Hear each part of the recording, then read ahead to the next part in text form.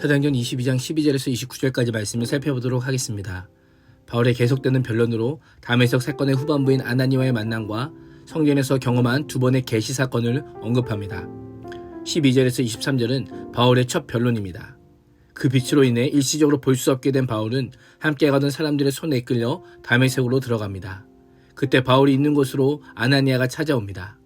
9장에서는 아나니아가 기도 중에 경험한 환상에 대해 소개했다면 본문에서는 아나니아의 환상 대신에 그에 대한 평판을 언급합니다. 바울은 아나니아를 율법에 따라 사는 경건한 유대인이요 그 지역에서는 모든 유대인들에게 칭찬을 받는 사람이라고 소개합니다. 그가 형제 사울아 다시 보라라고 말하자 그 순간에 시력이 회복되어 그를 쳐다보았다라고 합니다. 그때 아나니아가 바울에게 우리 조상들의 하나님이 너를 택하여 너로 하여금 자기의 뜻을 알게 하시며 그 인을 보게 하시고 그 입에서 나오는 음성을 듣게 하셨으니라고 말하였습니다. 바울은 아나니아에게 계시를 주신 분은 우리 조상들의 하나님이라고 언급하며 청중들의 이목을 집중시킵니다. 아무것도 모르고 신자들을 박해하고 핍박하는 데 열심인 바울에게 그 열심의 방향을 재설정해 주기 위해 하나님의 뜻을 알려주십니다. 하나님께서는 바울에게 그 예수를 그 의인이라고 선포합니다. 바울은 앞을 보지 못한 채 의인인 예수를 본 것입니다. 바울을 부르신 분은 하나님이요 그 앞에 나타나신 분은 부활하신 예수 그리스도입니다. 곧장 바울은 자신의 사명이 담긴 예수님의 음성을 듣습니다. 하나님께서 바울을 선택하신 목적은 그가 박해하던 그 예수를 위하여 모든 사람, 즉 유대인과 이방인 앞에서 보고 들은 것의 증인이 되는 것입니다. 바울은 다메섹에서 경험한 사건이 자신을 예수님의 증인으로 삼기 위한 것임을 분명히 알고 있었습니다. 지금도 변론하는 자리에 있지만 하나님께서 맡겨주신 사명을 감당하는 중으로 알고 변론을 형식에 뜬 복음 전파를 하고 있는 것입니다. 아나니아는 왜 주저하느냐? 일어나 주의 이름을 불러 세례를 받고 너의 죄를 씻으라고 말합니다. 바울은 과거 자신이 경험한 특별한 경험을 간증하는 것을 넘어 예수 그리스도를 죽인 유대인들을 정죄하며 돌이켜 예수 그리스도의 이름으로 세례를 받고 구원을 얻는 복음을 선포합니다. 예수를 배척한 죄를 회개하고 세례를 받아 죄를 씻으라는 구원으로의 초대이자 권면입니다. 아나니아의 권면은 유대인으로 아무리 율법의 철저한 교육을 받고 경건한 삶을 살더라도 예수 그리스도를 믿고 받아들이지 않는 한 죄의 문제를 해결할 수 없음을 알려줍니다. 모든 사람은 죄인이며 세례를 받고 예수 그리스도의 이름을 부를 때 구원받을 수 있음을 잊지 말아야 합니다.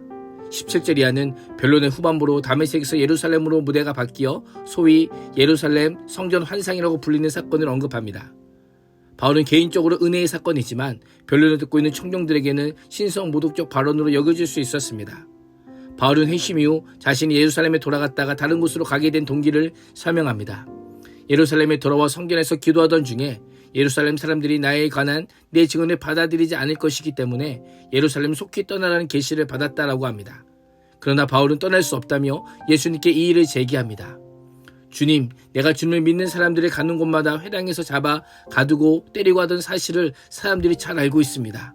주님의 증인 스데반이 피를 흘리고 죽임을 당할 때에 나도 곁에 서서 그 일에 찬성하고 그를 죽이는 사람들을 옷을 지키고 있었습니다. 그때 주님께서 말씀하시기를 가라, 내가 너를 멀리 이방 사람들에게 보내겠다라고 하셨습니다라고 고백하고 있습니다. 바울이 예루살렘에 떠나야 하는 1차적인 이유는 유대인들의 그의 증거를 거절하기 때문이지만 더 분명하고 확실한 증거는 주님께서 바울을 이방인에게 보내셨기 때문입니다. 예수님께서 바울을 예루살렘에서 이방인에게로 보내셨기에 바울은 10년 가까이 다수를 중심으로 이방인 선교 사역을 감당했던 것입니다. 바울에게는 분명한 소명과 사명의 부르심이지만 변론을 듣고 있던 청중은 여기까지 듣고 더 이상 견디지 못하고 폭발합니다. 성전은 이스라엘 역사상 가장 거룩한 계시의 장소인데 거룩하고 영광스러운 계시가 신자를 핍박하고 박해하는 바울에게 임했다는 것과 유대인들이 죽였던 죄인 예수가 그 계시의 주체라는 것이 유대인들의 분노의 도어선을 불붙였던 것입니다. 예수를 죽인 유대인들에게는 성전과 하나님에 대한 명백한 신성 모독이기에 무리는 이러한 자는 세상에 없애버리자 살려둘 자가 아니라고 한 것입니다. 무리는 큰 소리로 외치며 옷을 벗어 던지고 공중에 먼지를 날립니다. 24절에서 29절은 로마 영내로 끌려간 바울입니다. 이에 천부장은 발언권을 거두고 바울을 병영 안으로 끌고 들어와 유대인들이 바울에게 이렇게 소리 지르는 이유를 알아내라고 지시합니다. 백부장의 지휘 아래 군인들이 채찍질하며 신문하라는 바로 그때 바울은 정중하게 너희가 로마 시민된 자를 죄도 정하지 아니하고 채찍질할 수 있느냐라고 반문합니다. 백부장은 바울이 로마 시민권자라는 말에 화들짝 놀랍니다. 즉시 상관이 천부장에게 어찌하려느냐 이는 로마 시민이라고 보고합니다. 길리기아 다소 시민을 알았던 바울이 로마 시민권까지 갖고 있을 줄은 꿈에도 생각하지 못했던 겁니다. 보고를 들은 천부장이 곧장 달려와 내가 로마 시민이냐 내게 말하라라고 합니다. 질문에 그렇다고 대답한 바울은 그 증거로 나무로 된 작은 서판을 보여주었을 것입니다. 그러자 천부장은 자신은 많은 돈을 주고 로마 시민권을 얻게 된 사실을 이야기합니다.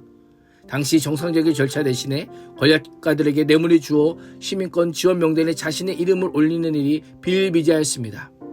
천부장의 고백에 바울은 나는 나면서부터 시민권자라고 합니다. 나면서부터라면 최소한 부모나 그의 이상, 조부 때에 로마와 밀접한 관계가 있는 특별한 집안일 것이라고 생각했을 것입니다. 천부장은 신문하던 군인들을 즉시 떠나보냅니다. 천부장도 자신과 같이 바울이 로마 시민을 확신한 이상 더 이상 신문할 수 없었고 자신이 로마 시민을 결박했다는 사실에 두려워합니다. 바울은 표면적으로 로마 시민에게 보호받는 것 같지만 실제로는 하나님의 자녀된 자로 하나님의 통치와 주권 안에 보호받고 있음을 우리는 알아야 합니다. 오늘 하루도 하나님의 자녀된 특권을 가진 자로 하나님의 인도와 보호하심의 은혜가 얼마나 큰지를 경험할 수 있기를 주님의 이름으로 축복합니다. 기도하겠습니다.